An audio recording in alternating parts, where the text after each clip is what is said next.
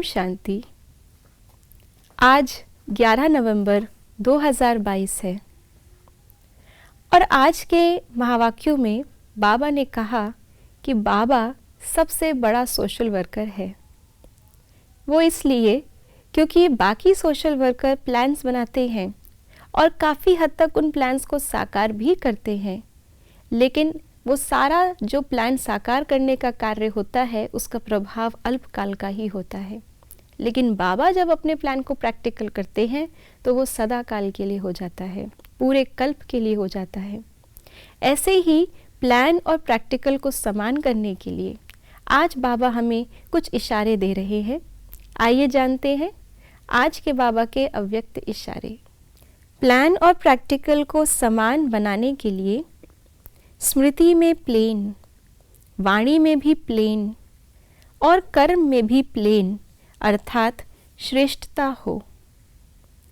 कोई भी पुराने संस्कार का कहाँ दाग ना हो।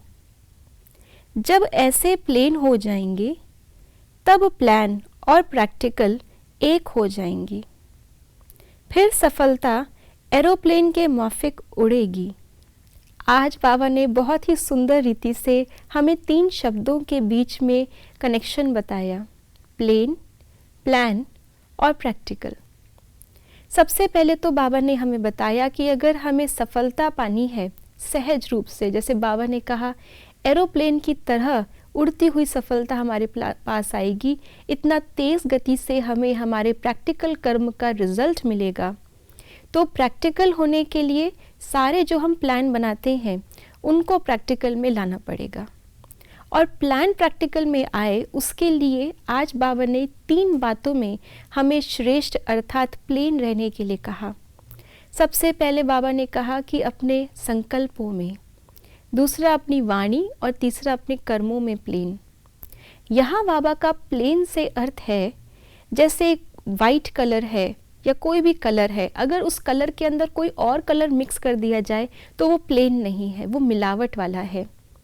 कोई भी चीज़ अगर अपने नेचुरल ओरिजिनल स्वरूप में है तो उसको प्लेन या सिंपल कहा जाएगा, और अगर उसके अंदर बहुत मिलावट है तो उसको हम प्लेन नहीं कहेंगे।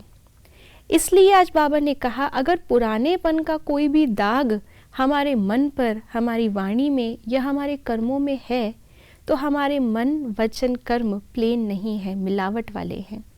और जहाँ मिलावट है वहाँ पर जो हम सोचते हैं वो हम नहीं कर पाएंगे, क्योंकि सोच हम रहे हैं अपने ओरिजिनल स्वभाव संस्कार के अनुसार, ज्ञान के अनुसार।